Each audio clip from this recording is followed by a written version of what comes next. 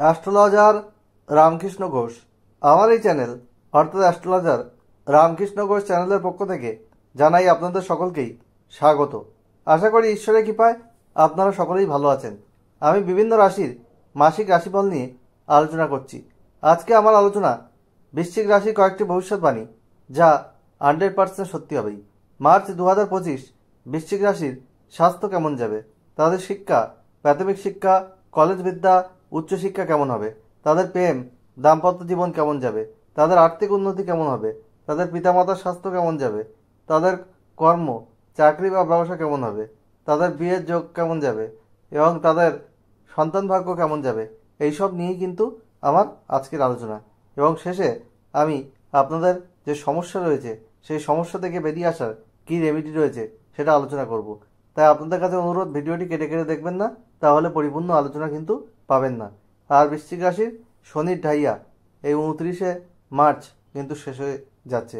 এই শনির ঢাইয়ার সময় আপনারা অনেক মানসিক চাপে ছিলেন, আপনাদের কেরিয়ারে অনেক সমস্যা হয়েছিল, কারোর বিবাহিত জীবনে সমস্যা হয়েছিল, অনেকের অনেক সমস্যা ছিল। যাদের বিশেষ করে অশুভ গ্রহের দশা অন্তর্দশা চলছিল, যাদের শুভ গ্রহের দশা অন্তর্দশা চলছিল তাদের অতটা অসুবিধা কিন্তু ছিল না। যাই হোক, এই বৃশ্চিক রাশি হচ্ছে কালপুরুষের অষ্টম রাশি। এই রাশির অধিপতি গ্রহ হচ্ছে মঙ্গল, আর এটা হচ্ছে অষ্টম ঘর, মানে হচ্ছে গোপন ঘর। আর এই রাশির জাতক জাতিকারা কিন্তু জেদি হয় এবং এরা পিছন থেকে আক্রমণ করার এদের একটা টেন্ডেন্সি থাকে। কারণ এদের সঙ্গে যদি কেউ শত্রুতা করে, মনের মধ্যে অনেকদিন কিন্তু এরা রাগ পুষে রাখে। এদের স্মৃতিশক্তি একটু কম হয়, কারণ এই রাশিতে চন্দ্র নিচস্থ হয়। আর এই বৃশ্চিক রাশির মানুষ কল্পনাপ্রবণ হয়, তবে এই বৃশ্চিক রাশির মানুষ কিন্তু মধ্যে আর্টিস্টিক ট্যালেন্টও কিছুটা দেখতে পাওয়া যায়। যাই হোক, আমি বৃশ্চিক রাশির স্বাস্থ্য নিয়ে আসবো। হেলথ ইজ ওয়েলথ, অর্থাৎ স্বাস্থ্যই সম্পদ। স্বাস্থ্য যদি ভালো না থাকে তাহলে আমাদের সাকসেস রেট কিন্তু কমে যায়, আমরা কনসেন্ট্রেট করতে পারি না কোনো কিছুতে। আপনাদের রাশির অধিপতি মঙ্গল কিন্তু অষ্টমে থাকছে, আপনাদের কিন্তু ইমিউনিটি পাওয়ার কমে যাবে। সিজনাল কোনো রোগ ব্যাধি, সর্দি কাশি, আপনাদের রক্ত সম্পর্কীয় কোনো রোগ, পেটের কোনো সমস্যা, জ্বর, এই জাতীয় কোনো সমস্যা আসতে পারে। ইমিউনিটি পাওয়ার উইক থাকবে, তাই শরীরের প্রতি সচেতন হতে হবে। নিয়মিত যোগব্যায়াম করুন, এক্সারসাইজ করুন, হাঁটাচলা করুন, মেডিটেশন করুন। শনির ঢাইয়া এই মাসটা থাকছে, যার জন্যে একটু মানসিক চাপ, মেন্টাল স্ট্রেসও থাকবে, মাথা ব্যথা করা, তারপরে আপনাদের সাইনাস বা যাদের মাইগ্রেনের সমস্যা আছে তারা একটু সাবধান থাকবেন। আর কোনো অসুবিধা হলে অবশ্যই ডক্টরের ট্রিটমেন্ট নেবেন। পিতার স্বাস্থ্যের বিষয়ে কিন্তু একটু সচেতন থাকতে হবে, তার তার স্বাস্থ্য নিয়ে একটু আপনাদের চিন্তা থাকবে। আর এরপরে আমি আসবো আপনাদের শিক্ষা। আপনাদের পঞ্চমপতি সপ্তমে রয়েছে, পঞ্চমে রয়েছে বুধ, শুক্র এবং রাহুর অবস্থান। আপনাদের শিক্ষার জায়গা ভালো থাকলেও একটু মানসিক অস্থিরতা, চঞ্চলতা, আপনারা মিডিয়ার প্রতি অ্যাডিক্টেড হয়ে যাওয়া বা আপনাদের মধ্যে একটা কনফিউশন কিন্তু সৃষ্টি হবে, যেহেতু রাহু পঞ্চমে রয়েছে। সেই জন্যে শিক্ষার বিষয়ে আপনাদের মনোসংযোগ বাড়াতে হবে। তবে ওভারঅল কিন্তু ভালো হবে। মার্চের পর থেকে বিদ্যার জায়গায় আপনাদের উন্নতি হবে। শনির জায়গাটাও শেষ হয়ে যাচ্ছে, এই সময় একটু চাপ থাকবে, একটু স্ট্রেস থাকবে। তার মধ্যে আপনাদের পরিশ্রম বাড়ালে আপনাদের শিক্ষাও কিন্তু সাফল্যের যোগ রয়েছে এই মাসে। আর আর্থিক উন্নতির ক্ষেত্রে বলবো, আপনাদের দ্বিতীয় পতি সপ্তমে রয়েছে, আপনাদের আর্থিক জায়গায় কিন্তু ভালোই রয়েছে। আর এই মাসে আপনারা চাইলে সেভিংসও করতে পারবেন। ব্যয় আপনারা যদি কন্ট্রোল করেন তাহলে কিন্তু আপনাদের সেভিংসও ভালো হবে, এটা আমি বলতে পারি। আর আপনাদের বিবাহের যোগ কিন্তু এই মাসে রয়েছে, বিবাহের যোগাযোগ আপনাদের আসার একটা জায়গা রয়েছে। আর আপনাদের বিবাহিত জীবন মোটামুটি কিন্তু ভালোই যাবে। আপনাদের শরীরকে সুস্থ রাখতে হবে। আপনারা এই মাসে কোনো ভ্রমণ করতে চাইলে সেটাও করতে পারেন। আর আপনাদের মধ্যে একটু মিসআন্ডারস্ট্যান্ডিং বা কনফিউশন মাঝে মধ্যে তৈরি হলেও আপনার পার্টনারের মধ্যে, সেটা তেমন কোনো অসুবিধা হবে না।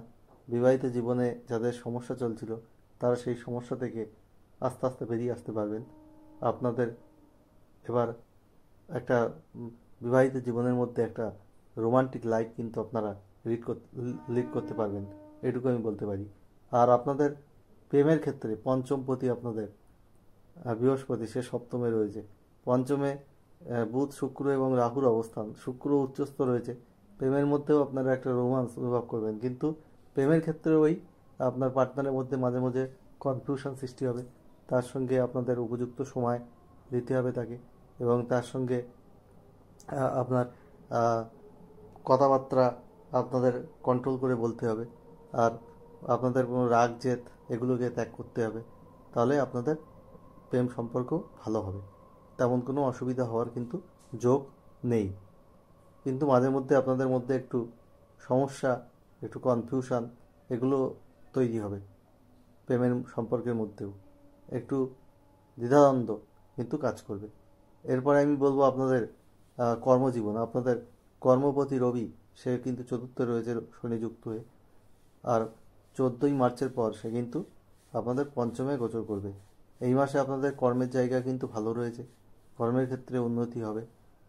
যারা বেকার যুবক যুবতী তাদের একটু প্রচেষ্টা বাড়াতে হবে, তাহলে আপনাদের কিন্তু কর্ম প্রাপ্তিরও কিন্তু জায়গা তৈরি হবে।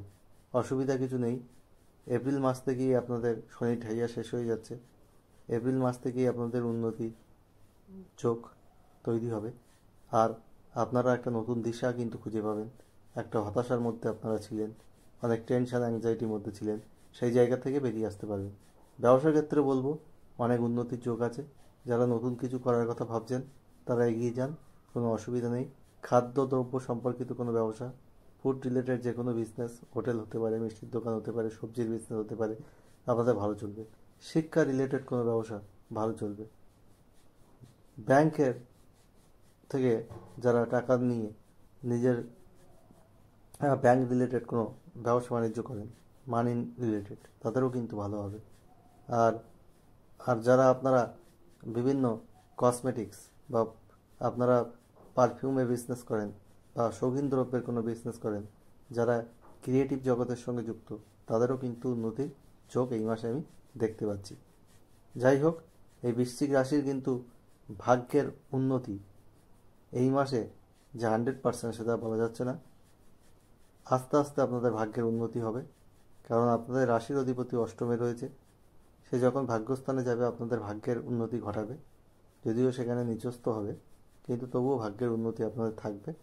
এখন আপনাদের ভাগ্যের উন্নতি এই মুহূর্তে কিন্তু থাকলেও সেই ততটা কিন্তু স্ট্রং নয়।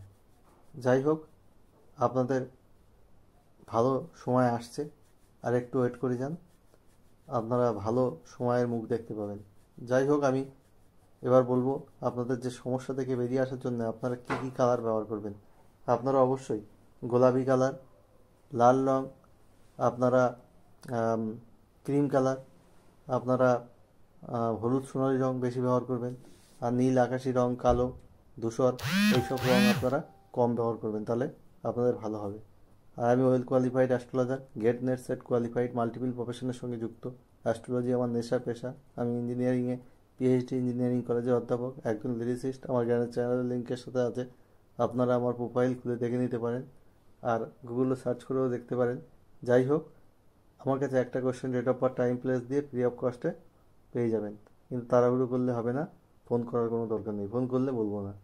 হোয়াটসঅ্যাপে ম্যানেজ করে রাখবেন, কোশ্চেন সমেত ডেট অফ বার্থ টাইম দিয়ে আমি আপনাকে আনসার দিয়ে দেবো। আর ফার্স্ট কাম ফার্স্ট সার্ভ বেসিসে আমি এই সার্ভিস প্রোভাইড করি। আর আমার ফুল থেকে ফুল হরোস্কোপ করাতে চাইলে অবশ্যই অফলাইন বা অনলাইন মোডে যোগাযোগ করতে পারেন। আমি অন্য অ্যাস্ট্রোলজার ভিড় নেয় তার 5 ভাগের 1 ভাগ ভিজিটে এই সার্ভিস প্রোভাইড করি।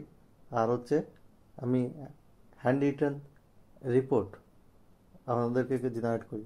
আমি কিন্তু কোনো থেকে সফটওয়্যার থেকে প্রিন্ট করে আমি কিন্তু রিপোর্ট অন্য অ্যাস্ট্রোলজারের মতো দিই না।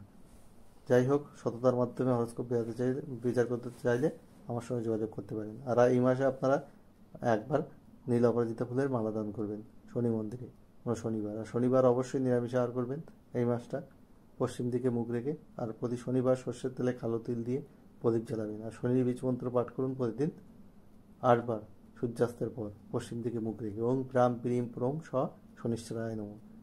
আর আপনারা বৃহস্পতির বীজ মন্ত্র পাঠ করুন প্রতিদিন 3 বার। ওং গ্রাং গ্রিং গ্রোম স্বগুরুবে নমঃ। আর প্রতিদিন সূর্যাস্তের পর সূর্য মন্ত্র সহযোগে সূর্য প্রণাম করুন 7 বার। তামার ঘটিতে জল নিয়ে করুন, তারপর জল কোনো গাছের গোড়ায় ফেলে দিন। অবশ্যই শুভ ফল আপনারা পাবেন। যাই হোক, বৃশ্চিক রাশির মার্চ 2025 কিছু খারাপ দিক রয়েছে, কিছু ভালো দিক রয়েছে, ভালো মন্দ মিলিয়ে জীবন। মার্চ 2025 সব বৃশ্চিক রাশি মানুষের জীবন সুখ সমৃদ্ধি আনন্দে ভরে উঠুক, ঈশ্বরের কাছে এই প্রার্থনা করে আজ এখানে শেষ করছি।